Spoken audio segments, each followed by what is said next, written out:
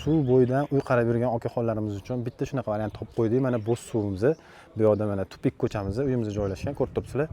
Babi suv bo'yidagi uylarni oddiy uylarga qaraganda 1-2 gradus farqi bo'ladi. Bilasizlar, salqinroq bo'ladi. Ko'rib turibsizlar, kirib kelish qismimizda zeleniy zonalari, fasad qismimizga ham baho berib qo'yasizlar. Parkovkadan umuman muammo yo'q. Bu uyimizda 3-4 ta mashinani bemalol sig'dirib yuborsanglar bo'ladi. Hovli qismimiz. Bu yoqda asosiy kirib kelish qismimiz ham bor. Darvozadan kirganda, bu yoqdan ham hovlidan ham kirib ketsak bo'ladi.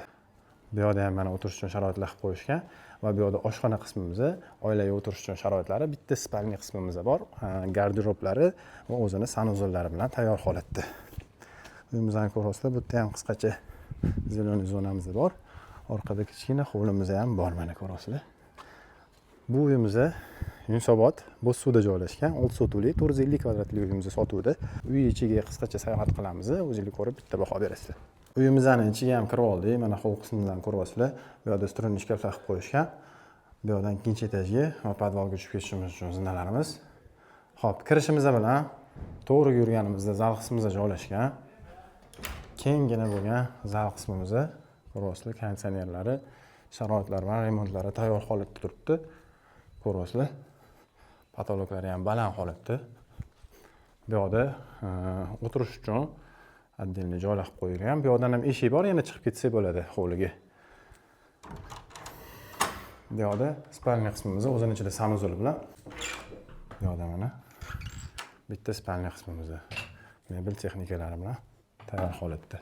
Xo'p, ikkinchi etajga yo'l olamiz. Ikkinchi etajga chiqishimiz bilan bu yoqda dam oladigan zona qo'yishgan, TV zona. Ko'ryapsizlar sharoitlarini.